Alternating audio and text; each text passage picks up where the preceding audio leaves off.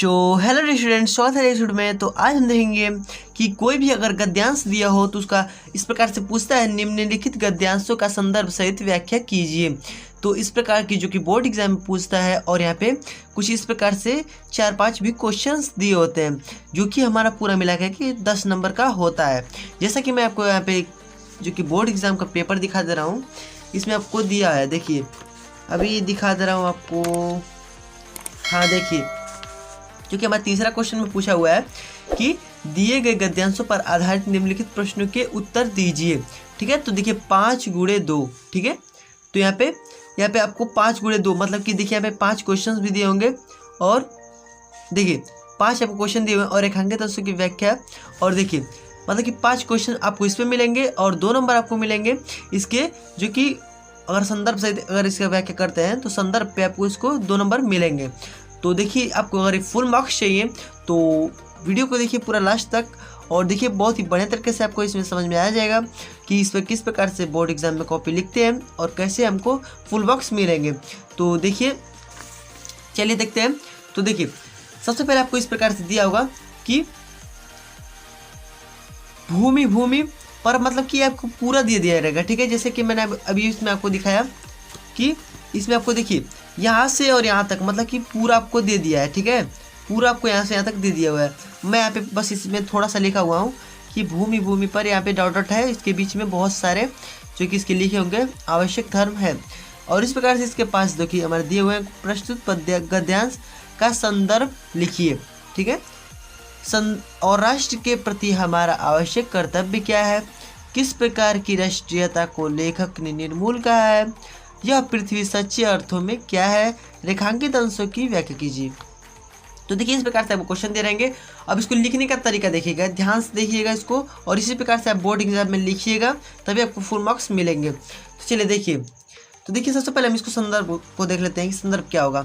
ठीक है, तो देखिए संदर्भ इस प्रकार से आपको दिया होगा। तो देखिए संदर्भ में आपको लिखने का है कि प्रस्तुत गद्यांश। ठीक है, गद्य है हमारा, इसलिए प्रस्तुत गद्यांश हमारी पाठ्य पुस्तक हिंदी के या फिर हिंदी गद्य गरिमा के राष्ट्र का स्वरूप नामक पाठ से लिया गया है। इसके लेखक वासुदेव शरण अग्रवाल जी हैं।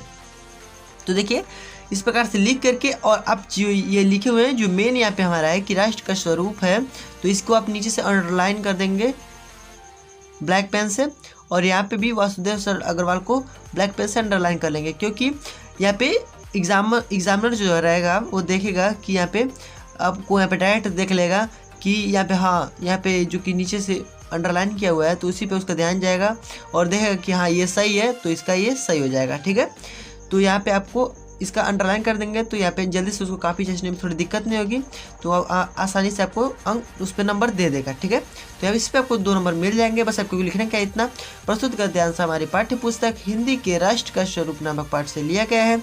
इसके लेखक वासुदेव शरण अग्रवाल जी हैं। फिर राष्ट्र के प्रति हमारा आवश्यक कर्तव्य क्या है। ठीक है, तो अब इसको आपको खोजना पड़ेगा। ठीक है, इसके बीच में दिया होगा आपको। ठीक है, भूमि पर मतलब कि इसके बीच में आपको दिया रहेगा कि राष्ट्र के प्रति आपका आवश्यक कर्तव्य क्या है। तो देखिए मैंने यहाँ पे लिखा हुआ है कि इसमें इसको लिखना कैसे है। तो देखिए लेखक कहते हैं, ठीक है, उस जो क्वेश्चन है उसमें लेखक कहते हैं कि भूमि का निर्माण देवों ने किया है। ठीक है, यहाँ पे क्वेश्चन क्या पूछा था कि राष्ट्र के प्रति हमारा आवश्यक कर्तव्य क्या है।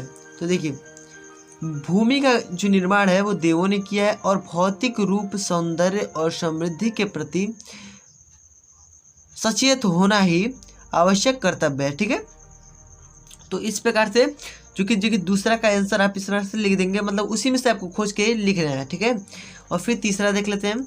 तो किस प्रकार की राष्ट्रीयता को लेखक ने निर्मूल कहा है। तो देखिए लेखक कहते हैं कि जो राष्ट्रीयता पृथ्वी के साथ नहीं जुड़ी होती है, ठीक है, वह निर्मूल होती है। ठीक है, मतलब कि उसका कोई मोल नहीं होता। ठीक है, जो पृथ्वी के साथ जुड़ा ही नहीं होगा तो उसका क्या मोल होगा। ठीक है, तो ये हमारा तीसरा का आंसर है। देखिए इतना ही आपको लिखना है, जो उसमें पूछे केवल आपको उतना ही उसका आंसर देना है, तो आपको इसमें फुल मार्क्स मिल जाएंगे, क्योंकि सब एक ही नंबर के ही हैं। उसके बाद देख लेते हैं कि यह पृथ्वी सच्चे अर्थों में क्या है, ठीक है। तो देखिए ले कहते हैं कि यह पृथ्वी सच्चे अर्थों में राष्ट्रीय विचारधारा की जननी है, ठीक है, राष्ट्रीय विचारधारा की जननी है। देखिए हमने बस केवल उतना का ही उत्तर दिया कि क्या है, तो राष्ट्रीय विचारधारा की जननी, ठीक है। तो इस प्रकार से आप लिख देंगे। उसके बाद रेखांकित अंशों की व्याख्या कीजिए। तो इसको देखिए रेखांकित अंशों की व्याख्या कीजिए। तो इसको देखिए अब इसको कैसे लिखेंगे, तो देखिए इस प्रकार, तो देखिए उसमें जितना भी दिया होगा रेखांकित अंशों की व्याख्या उसको आप इस प्रकार से करेंगे। रेखांकित यहाँ पे है, ठीक है। देखिए लेखक कहते हैं, पहले आपको यहाँ पे लिखना पड़ेगा। अगर कवि होंगे, अगर आपको पद्य में करना है तो यहाँ पे कवि लिखेंगे, कवि कहते हैं। और अगर आपको गद्य में लिखना है तो यहाँ पे लेखक लिखेंगे। लेखक कहते हैं कि राष्ट्रीय की जड़ें पृथ्वी की जितनी, मतलब कि जितना भी आपको यहाँ पे रेखांकित अंशों की व्याख्या दिया हो उतना आपको इसमें कर लेना है। और इस प्रकार से आपके जो 5 क्वेश्चन होंगे वो खत्म हो जाएंगे, ठीक है। तो इस प्रकार से, जिस प्रकार से मैंने अभी आपको बताया, इसी प्रकार से आपको जो कि बोर्ड एग्जाम में लिखना है, ठीक है। तो बोर्ड एग्जाम में आपको इस प्रकार से लिखना है। पहले संदर्भ दिया हो तो संदर्भ इस प्रकार से लिखेंगे, तो इसमें आपको 2 नंबर मिल जाएंगे। उसके बाद एक एक नंबर के आपको जो प्रश्न दिए होंगे उसको आपको इसके अंदर से ही खोज करके इसमें लिखना है।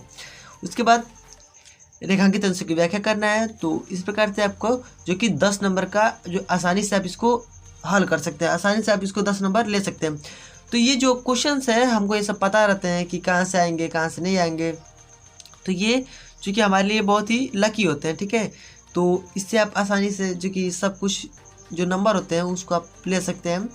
तो ये है, और बहुत सारे जो कि ऑब्जेक्ट्स हैं जिनके मदद से हम आप बहुत सारे नंबर ले सकते हैं। 10 नंबर इससे भी हो जाएंगे, 10 नंबर पद से, और इससे गद्य से भी हैं, और फिर बहुत सारे हैं ऐसे जिसको हमको पता है कि उससे वो ज़रूर आएंगे ही और उससे हमको नंबर मिल जाएंगे। तो ऐसे भी मैं आपको वीडियो बना दूंगा, तो कि कौन कौन से पेपर में आने लायक है, मतलब कि कौन कौन से आएंगे, मतलब कि पक्का है कि उसमें से कोई ना कोई आएगा ज़रूर।